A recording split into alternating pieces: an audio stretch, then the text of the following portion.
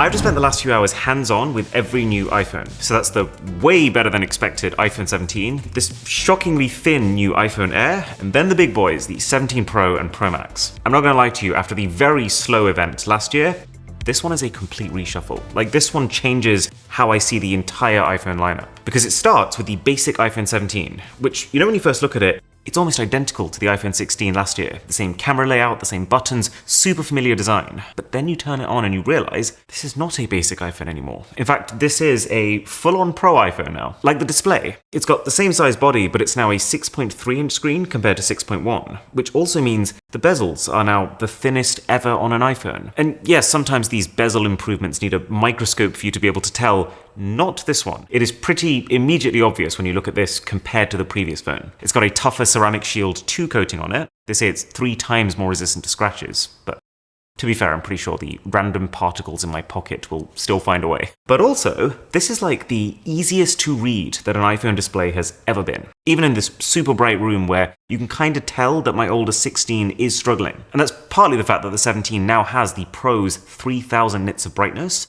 but it also has an anti-reflective coating, which we've never had on an iPhone. So have a look here. You know where the light is hitting the screens? Can you see how there is a little bit less of a visual interruption from it now? And it's all topped off with ProMotion, meaning that this is now a 120Hz display that can also go all the way down to 1Hz for the always-on mode. And I mean, on one hand, they had to do this eventually. You know, we've given the iPhone like a once-a-year annual roasting session every time Apple has announced a new phone that still happens to have a 60Hz display. But then on the other hand, it's just so un-Apple to actually release a Pro-branded feature on the base iPhone. Some part of me still thought that this phone would forever be doomed because the kinds of people buying it just wouldn't care about 120Hz. I've never been more glad to be wrong. The cameras are better too. The ultra-wide has gone from 12 megapixel to 48, which is in line with the Pros, and that will also improve your close-up macro photography because it uses the same camera, with also this ability to record from both the front camera and your rear cameras at the same time. I don't really know what this is for. Like, I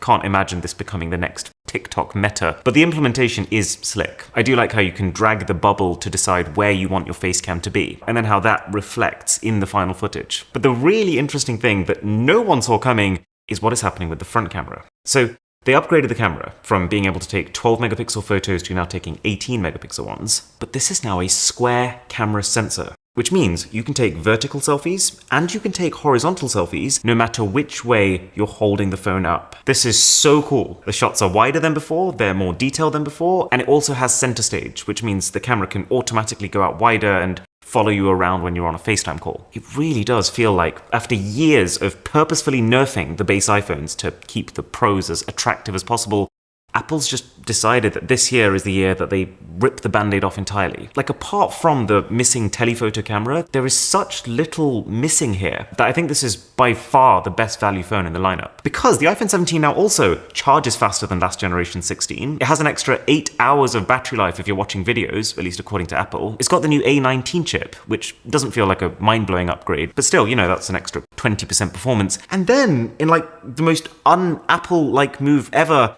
they upgraded the storage to 256 gigs from 128. And the moment they said that, I was so sure, like I'd already started writing that they were going to bump the price up to $899, but they didn't. This is the same $799 starting price as last year. Honestly, if I'd bought an iPhone 16 at full price, I'd be crying right now. But then we've got the completely new $999 iPhone Air. And this is where things get very interesting. So this is Apple's latest attempt at filling that awkward middle child slot in their lineup. In 2020, they made the iPhone mini, but then realized that no one wanted mini phones. Then in 2022, they changed that for the Plus, which failed too because it just didn't do enough differently. So instead of shrinking or stretching, Apple's decided that now it's time to try flattening. And like, I'm going to be honest with you, this phone absolutely creates an impression. Like, the first time I picked the thing up, my mouth involuntarily formed a silent O as I truly came to terms with how, at 5.6 millimeters, this is thinner than any previous iPhone. This is thinner than Samsung's ultra-slim Galaxy S25 Edge.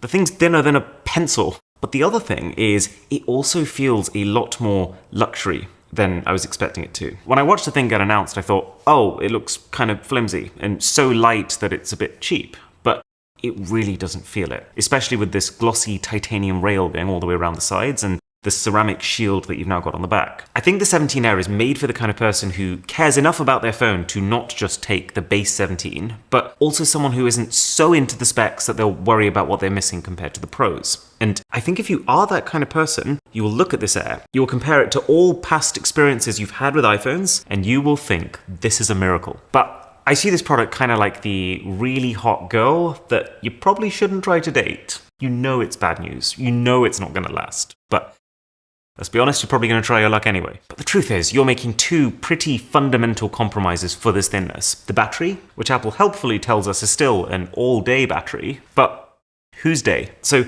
this is a smaller battery than you get on every other iPhone released this year. And it doesn't exactly reassure me that Apple has specifically made a MagSafe power bank designed to slip onto the Air, and that when they quoted the battery life of the Air, they quoted the figure that assumed you had this battery pack attached. But then, according to Apple, because of all the efficiency improvements of their new A19 chips and this new N1 chip that handles Wi-Fi and Bluetooth and AirDrop, that this tiny sliver of a phone has the same battery life as the 16 Pro. I mean, if that's true, that is absolutely bonkers. I will start prepping the battery test immediately. But sadly, it's not just battery. You're also getting slower charging. You're only getting one speaker, which is really poor in 2025. And then the other big one is you're also losing the ultra-wide camera that you would have had on the normal iPhone 17. And yeah, the one camera you do get is a decent 48 megapixel sensor, basically the same as the one on the 17. But this does mean this is a single rear camera on a $1,000 phone in almost 2026, which,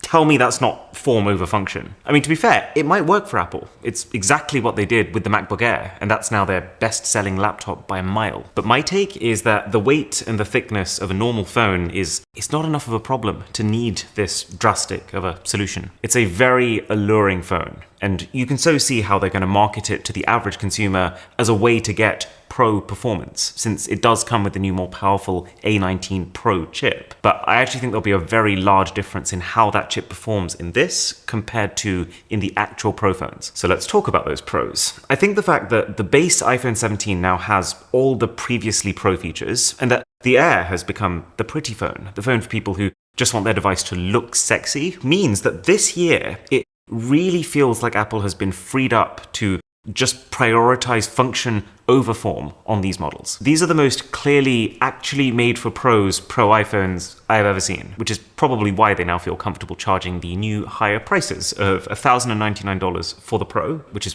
pretty much the highest amount anyone is charging for a non-XL size device, and then $1,199 for the Pro Max. So there's a few ways you can see this function-first approach in action. Like the first is, these are thicker. Both the 17 Pro and the 17 Pro Max, they're almost 8% thicker than their previous counterparts, which is by its nature less stylish, but you know what makes a phone truly beautiful? It is just having a big, fat battery on the inside. And that these do. Apple's saying you'll get up to 33 hours of battery on the 17 Pro, which is a very healthy jump from the 27 on the 16 Pro, and then 39 on the Pro Max this time. All while having the side effect that I'm absolutely sure Apple has thought through of making the Air look even thinner when you hold them side by side. But there's more. You'll also notice these Pros look very different to last year's. Again, there is functional reason. You might know that for a long time now, pretty much every smartphone has had metal all around the sides and then a glass sheet across the back, because you can still wirelessly charge your phone through glass. But there's a problem.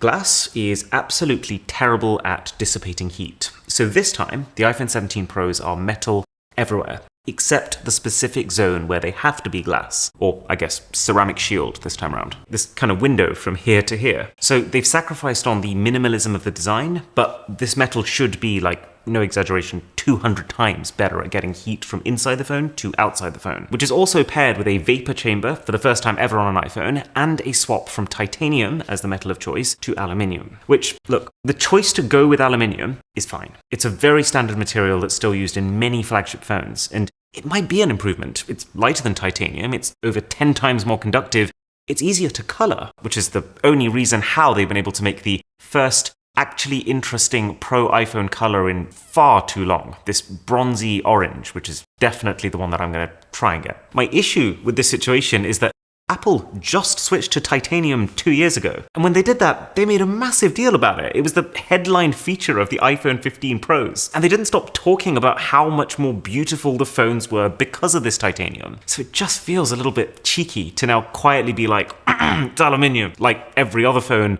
and then proudly talk about all the reasons why the new phones are better that are just because it is aluminium. But anyway, put all these things together and the iPhone 17 Pros should run a lot cooler, which is not the most exciting thing in the world, but it is needed. It'll make the phones perform a lot better, especially with the new A19 Pro chip. I tried some gaming on this and I'm not normally too taken aback by mobile gaming demos, but this actually was the most graphically impressive, smooth gaming experience I have ever had on a smartphone. They should charge faster, because charging is also programmed to slow down when things get hot. Honestly, I'll be happy if this just means my phone won't dim its screen to 0 brightness the minute the weather forecast changes to predict sun. But the thing that I'm most curious about is what's happening with the cameras. So the Pros get the same square front camera sensor that can do both orientations. And the other big change is the telephoto camera is going from 5 times optical zoom with a 12 megapixel resolution to 4 times optical zoom, but with a 48 megapixel resolution, which should actually be a double-sided upgrade, because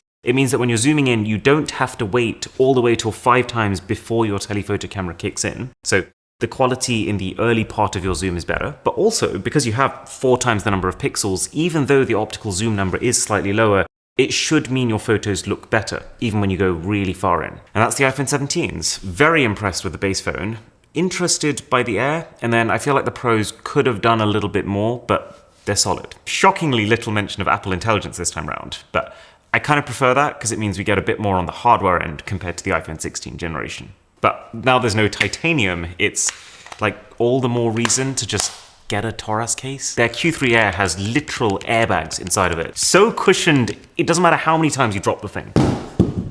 But also, it's the only phone case that actually makes your life easier. I use the magnet on the back all the time to quickly snap it onto things to take videos. I use this stand every day so I can call someone while I'm eating or hook it around something so I can watch a show while showering. And I've seen so many companies trying to copy this design, but this is the real deal. Strongest magnets, sturdiest hinge, grippiest sides. Plus, their FlexLine charger is a lifesaver when I'm traveling, because this one brick replaces 2 high-speed chargers, but also with a baked-in retractable USB-C cable. Link below to have a look yourself.